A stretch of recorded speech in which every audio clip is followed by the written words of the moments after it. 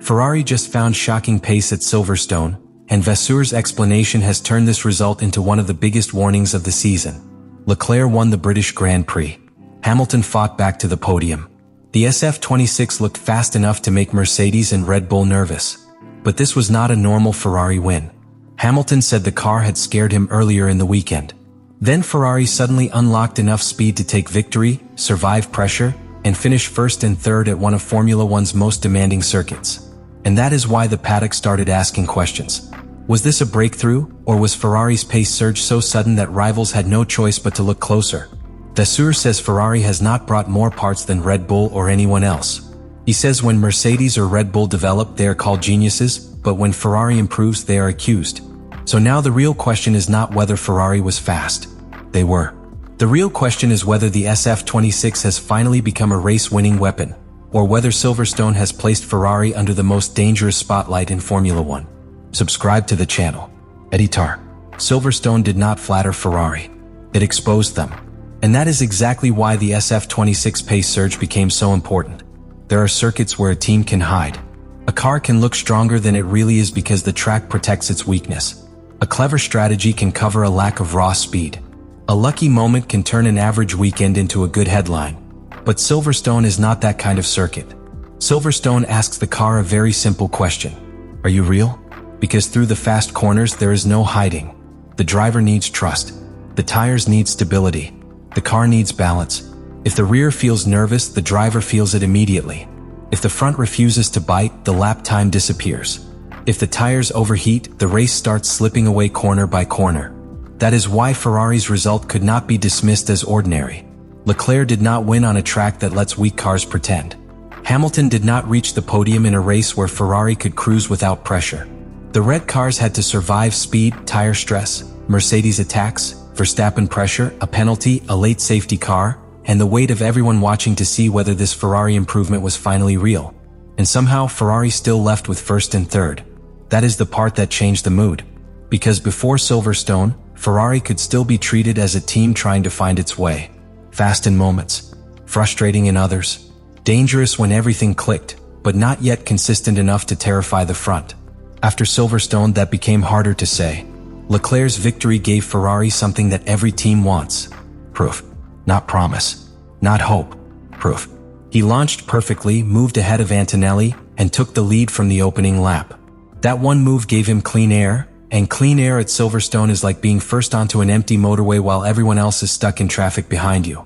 The car breathes better. The tires suffer less. The driver can choose the rhythm. And Leclerc used that freedom exactly the way Ferrari needed. He did not have to win by making the race look wild. He had to win by making the car look trustworthy. He had to protect the tires, hold the gap, and stop Mercedes from turning pressure into a direct attack. That is what made the SF-26 look different. It was not only fast in a short burst. It had race strength. That matters more than a single lap. A Formula One car can look brilliant for one lap and still become difficult on Sunday. It can shine when the fuel is low, then punish its tires when the race gets heavy. It can give a driver confidence in qualifying, then become nervous when dirty air, strategy, and tire wear arrive together. Silverstone suggested Ferrari had found something deeper. Not perfection. Something more dangerous than perfection in one moment. A performance window. A place where the car, the tires, the drivers, and the setup began to connect. That is the kind of thing rivals notice. Because when a car finds a performance window, it stops being a random threat and starts becoming a pattern. One lap is interesting. One race is impressive. But a pattern is frightening. And Ferrari had already begun building that pattern. The source pointed to Ferrari winning 2 of the last 3 races around this stage of the season. That matters because it changes the way Silverstone should be understood. It was not just a single flash of red speed. It looked like part of a bigger movement. That is why Vasseur's explanation carried so much weight. He was not only explaining why Ferrari had pace. He was defending the legitimacy of Ferrari's progress. Because the moment Ferrari looked strong enough to win again, the paddock questions started. Toto Wolff suggested Ferrari might be getting close to the cost cap because of the updates they had been bringing. That is not a casual comment in modern Formula One. The cost cap is the spending limit that controls how much teams can use to develop their cars. It exists so the richest teams cannot simply spend endlessly until everyone else disappears. Every upgrade has a price.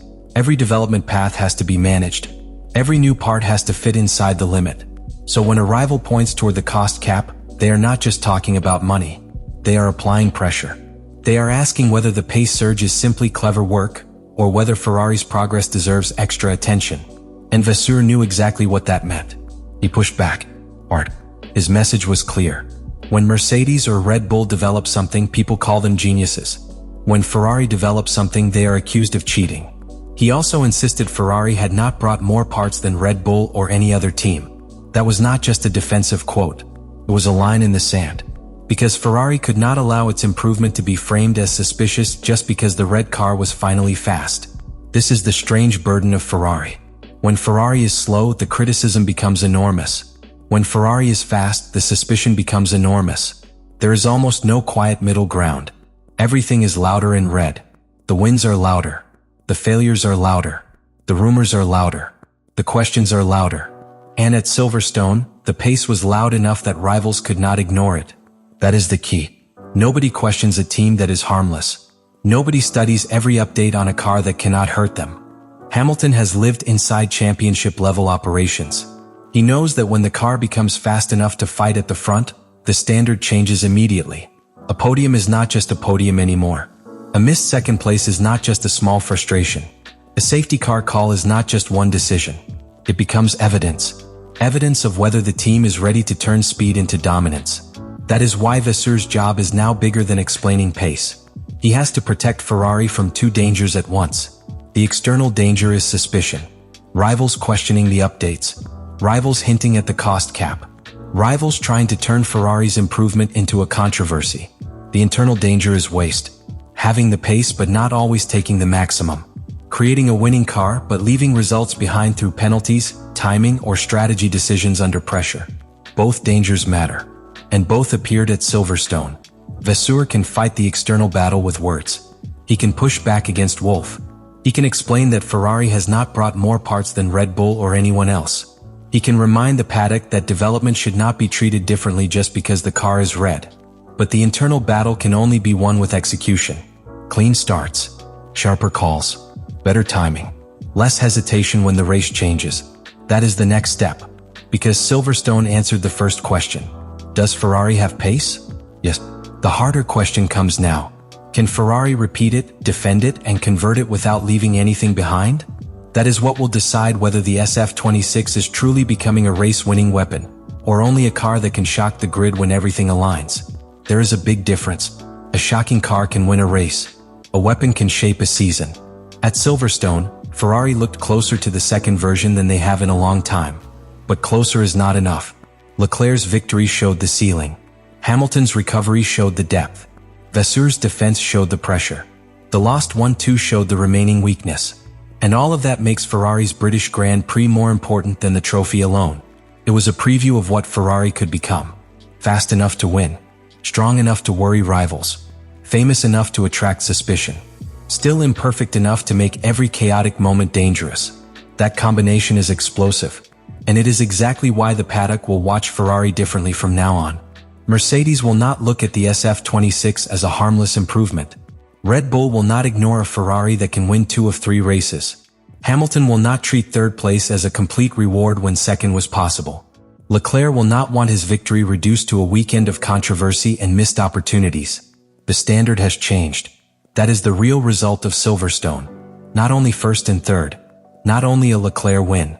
Not only a Hamilton podium. The real result is that Ferrari has moved from hoping for pace to having to manage the consequences of pace. And consequences are heavy. When you are slow, people ask when you will improve. When you are fast, people ask how you improved. When you start winning, people ask whether you can handle the pressure of being watched. That is where Ferrari are now. The SF-26 has forced the conversation to change. And Vasseur's explanation was the first sign that Ferrari understands the fight ahead. They are no longer begging to be taken seriously. They are being challenged because they are being taken seriously. That is progress. But it is also danger. Because once the paddock sees you as a threat, it stops giving you room. Every upgrade is studied. Every result is questioned. Every driver reaction is analyzed. Every strategy call is judged as if the championship depends on it. And for Ferrari, that may actually be a good thing. If they respond correctly. Pressure can break a team, but it can also sharpen it. Hamilton's frustration can become a problem, or it can become the force that pushes the pit wall to operate at a higher standard. Leclerc's win can become a celebration, or it can become the foundation for repeatable confidence. Vasseur's defense can become paddock noise, or it can become a message that Ferrari will no longer apologize for improving. This is the turning point. Silverstone did not prove Ferrari is perfect. It proved Ferrari has become too fast to ignore. And that may be even more important, because perfection can be temporary. But becoming dangerous changes how everyone races you. From now on, Ferrari will not only be chasing, they will be chased by rivals on track, by questions off track, by expectations from their own drivers, and by the pressure of knowing that the SF-26 has shown enough pace for anything less than maximum execution to feel like a missed chance.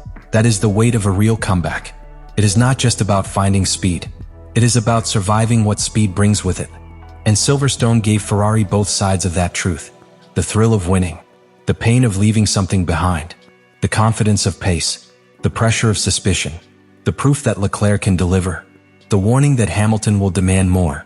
So when Vasseur explains Ferrari's pace surge, the meaning goes deeper than a technical answer. He is explaining why Ferrari is no longer invisible, why rivals are suddenly uncomfortable, why the SF-26 is being watched differently, and why Maranello must now act like a team that belongs at the front, not one surprised to be there. Because the car has spoken. Leclerc's win said it. Hamilton's recovery said it. The paddock reaction confirmed it. Ferrari has pace again. Now the real test begins.